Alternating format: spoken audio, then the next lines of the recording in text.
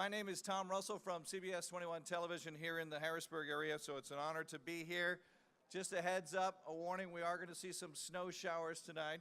So we've got a little global warming moving in tonight and a little bit colder tomorrow, so just be ready for that. We got a couple of great guests to share with you this morning. John Gizzi is Newsmax's chief political columnist and White House correspondent. He is, quote, the man who knows everyone in Washington, as well as many who hold elected positions and party leadership throughout America. For many years, he held a similar position with the venerable conservative publication Human Events. He has appeared on countless radio and TV shows in America and in Europe.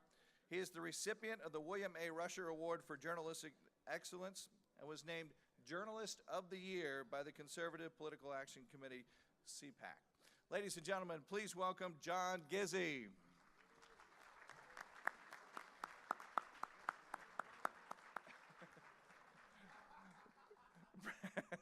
He was in line for breakfast. Where did he go?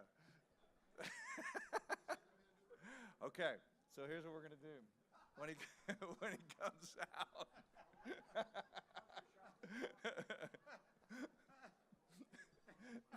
Now, I want to give a round of applause to Jeff, who took his bathroom break before his talk, ladies and gentlemen. Very nice. All right. Should we switch up? You want to go? Okay. All right. Hang on, Jeff. Yep. This morning? Okay. All right. Fresh from the men's room, John Gizzi. Did I catch you off guard? Yeah, okay? totally. All right. See ya. Sorry Yeah. about that. Real quick, the straw poll off to our left, to your right, is closing at 9:30, so make sure you vote. Are you ready to go, or you need a few minutes? You okay? Of course. Ladies and gentlemen, John Gizzi. Thank you. Thank you, Mr. Russell, and thank you all for coming here this morning. Who would have thought there'd be a turnout like this at breakfast to hear Jeff Lord and me speak? For that matter, who would have believed back at the first Pennsylvania Leadership Conference in 1989 that 900 people would be here for this event in 2016?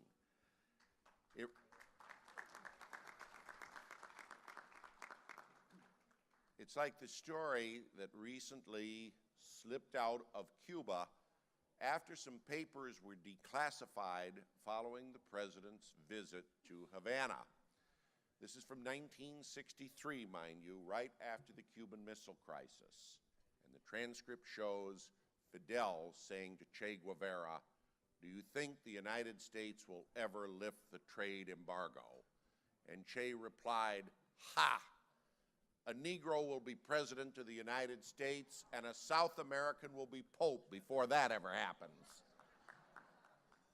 It is a pleasure to be here. And I will say, since Fred Anton brought it up yesterday, I was indeed present at the creation, the first PLC in 1989. There were 75 of us. Many have stayed good friends over the years. Congressman Bob Walker, Fred Anton, our founding father, of course. Many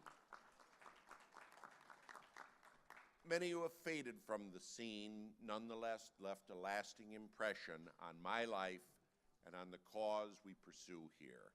Jim Panyard, Susan Staub, Chris Moyer, Helen Waverly, who owned her own business and fought so valiantly against government intrusion. Judge Napolitano would have loved her. And I remember it all so very vividly.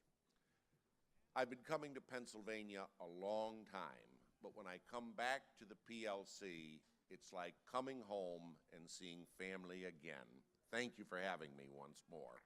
Now, Mark Twain once said that history doesn't repeat itself, but sometimes it rhymes. And sure enough, I find this as a political reporter and in my trips to Pennsylvania. Between reporting assignments and coming to the PLC, I've been here so often, I think I'm having my wages garnished to pay income tax in your state. But I was talking just last night with Eric Hawbacker, a lawyer, and we were discussing how his grandfather, Senator Elmer Hawbacker, was upset in a race for Congress by a young insurgent businessman named Bud Schuster. Sure enough, 44 years later, Eric Hawbacker is an active volunteer in the campaign by a young insurgent businessman named Art Halverson against Congressman Bill Schuster.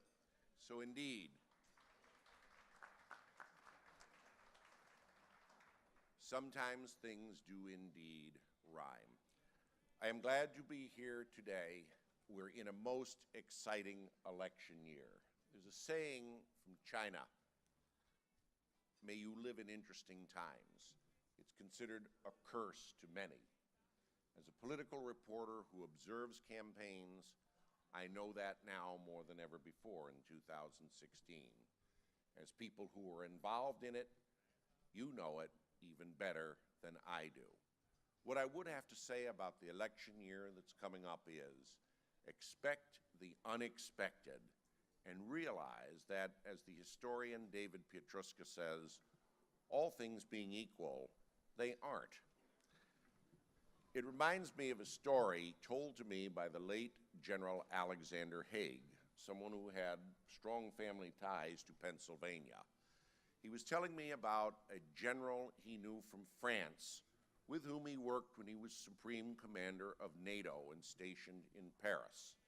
The general's name was Pierre, and he was 75 years old.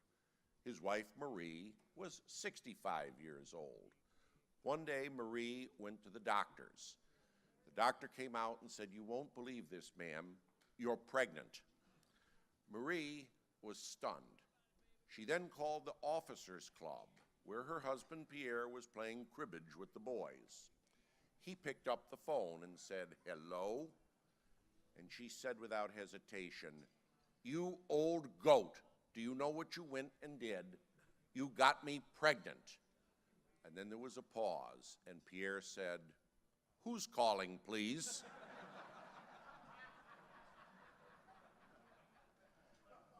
With that, let's talk a little politics. Bill Clinton once said that Democrats fall in love, but Republicans fall in line. And it's true. When you look at the history of Republican candidates for president, it's generally someone's turn up at bat, and you know the product that you're getting. Since 1944, every Republican nominee, with one exception, has either been vice president, a past candidate for the presidency, or someone who has a household word as a name, a beloved general or the namesake son of a former president. The lone exception, of course, was someone that we all remember fondly, Barry Goldwater, who mobilized the grassroots and took the Republican Party by storm. In 2016, it was no one's turn, and that's why we had that all-star team with 17 Republican candidates. And now it's down to 3 at this point. Now, if you read the great metropolitan newspapers, maybe I misused that adjective, Jeff, if you read the national media or watch some of the networks, you get the impression that any of the 3 would probably lose, and at least 2 of them would lose disastrously to Hillary Clinton if she's the Democratic nominee. Then there's a feeling that somehow the Republicans have the worst of the field. I submit to you it's wrong. In terms of tenacity, temerity, talent, and diversity, this is a field that any of you can be proud of to support. Think about it. A captain of industry who champions the new populist, nationalist philosophy within the Republican Party and has such an appeal that he gets people to change registration and come over to the Republican banner. The brilliant son of the heroic immigrant pastor from Cuba, someone with legal acumen in the mold of Judge Napolitano or Justice Scalia, and a solid traditional conservative philosophy that can only be called good as gold water. And then there's the mailman's son from McKees Rock, Pennsylvania, someone that I've known for more than 30 years, who's right most of the time, but sometimes he's center-right. It's a very impressive field to have, and I think Mike Huckabee put it best early in the campaign when he invoked the 1970s television show and said, "This is the Republican Party's A-team, and we even have our own Mr. T." Now, on the Democratic side today, Barack Obama, whatever you think of him, is a man of consequence. I wouldn't go as far as Daniel Henninger did in the Wall Street Journal the other day to say that he has presided over the end of the Reagan Revolution, not by a long shot. But it is inarguable that he has advanced the agenda of liberalism and a greater hand in government. He has also been the pivotal figure in the swing of the Democratic Party from center-left to hard-left that began when they agreed to change their rules for selecting delegates to their national conventions back in Chicago in 1968. It started then, it was finished with Obama. And just look at it this way. According to the Christian Science Monitor, surveys show that the number of people who consider themselves liberal, the L word, and believe in an enhanced role of government in their daily lives is up to 24%, and most of those gains were made during the Obama presidency. In the Democratic Party, I think his influence is obvious. Let me put it another way. A quarter century ago, Bill Clinton ran for president under the slogan, "A new kind of Democrat."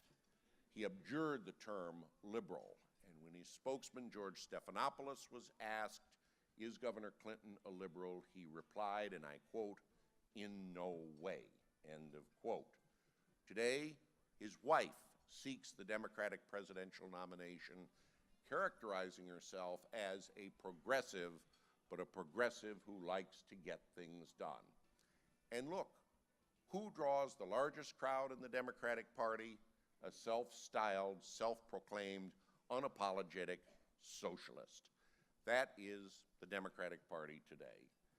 Now, looking ahead, I am not going to predict the Republican race or its ticket, not by a long shot.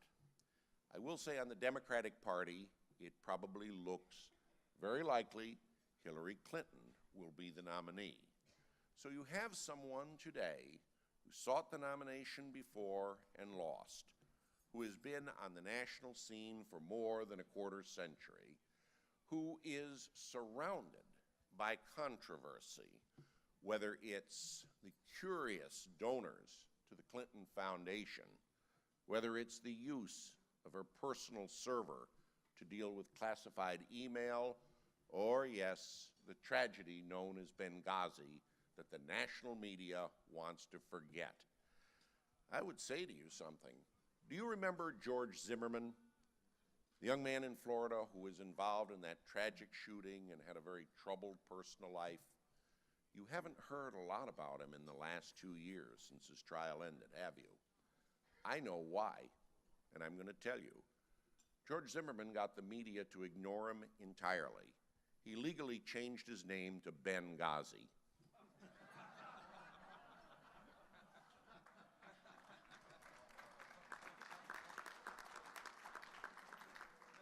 Final point I make to you. I've spent much of my career, more than a generation, following races for the Senate and the House. Just Thursday, the headline in the Washington Post said that were Republicans to nominate certain candidates for president, Senate and House were in danger. This is nothing new. It's been written about many times. Well, let's just look at the hard facts. Currently, the United States Senate is in Republican hands. 54 Republican seats, 46 Democratic seats. 34 states are electing senators this year. 24 have Republican Senate seats facing the electorate. Only 10 are held in Democratic hands. Inarguably, the numbers favor the Democratic Party to make some kind of gains. I might add, let me break the numbers down a little bit further. 7 Democrats are seeking re-election, 21 Republicans are running again, 3 Democrats retiring, and 3 Republicans retiring. Now, one could say that this is a high priority for the administration. Certainly the fact that the administration makes a near unprecedented action of involving itself in a Senate race in Pennsylvania is proof that this president and his party want to go out by retaking the Senate. Think about it for a minute. Rather than risk a campaign under the aegis of Joe Sestak, the political conglomerate, the administration is going to gamble and try to secure the nomination for Katie McGinty. I'm not going to pull any punches with you. Senator Toomey is probably one of the 3 most vulnerable Republican senators in the country.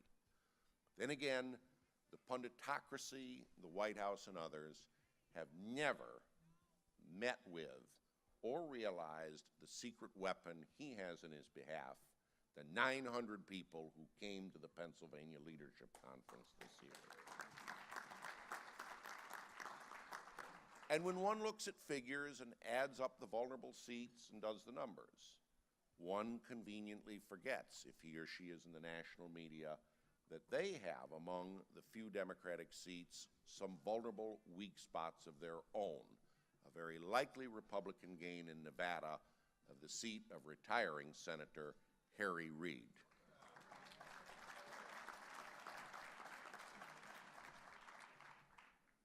In the House of Representatives, Republicans now have a lead of 247 seats to 188 seats for the Democrats. That's the largest margin for the Republican Party since 1946. Not even Fred Anton can remember back that far. Don Eli, maybe. Now, I would say this, that there are 51 seats that are open.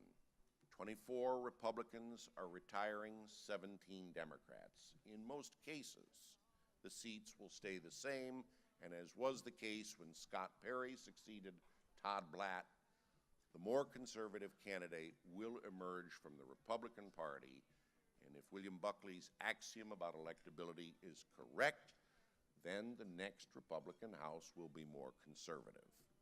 Can it go Democratic, even in this supposed tide for the Democrats at the top? I submit to you, my friends, it will not. Democrats, I think hardened by the last couple of years and disenchanted, went out and they just simply did not recruit candidates to challenge the supposedly vulnerable Republican incumbents. Look here in Pennsylvania. The seat that Mike Fitzpatrick has out in Bucks County should be a prime target for the Democrats. He's retiring. They have yet to field a first-class opponent for him. Joe Pitts' seat, where Colin Hanna and his wife are from, is a seat that has changed over the years because of redistricting. There's a barn burner of a primary. There's no formidable Democrat.